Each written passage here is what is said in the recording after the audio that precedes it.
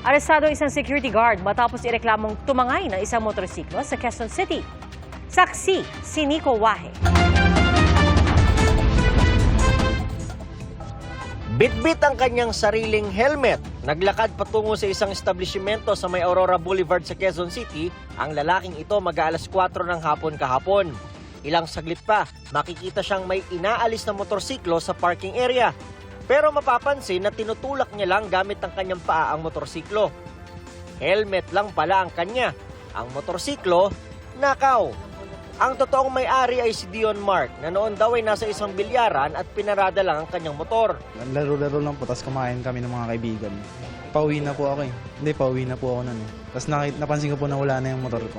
Agad namang nahuli ang security guard na suspect ng mga taga-anti-carnapping unit ng Quezon City Police District. Tuloy-tuloy po ang ating backtracking hanggang matunto natin siya sa may Imperial Street ng Barangay E. Rodriguez na the bit ang nasabing motorsiklo. Umamin ng suspect sa pagnanakaw. Dala lang daw ng kagipitan kaya nagawa ang krimen. Nagawa kasi ng motor ko sir, nabenta ko po noong November 2. Then naghahanap po ako ng paraan para po makabawi sir yung motor ko na binenta sir. Pero sa dami ng motorsiklo na nakaparada sa lugar, bakit naman kaya ang kay Cuevas ang nanakaw niya?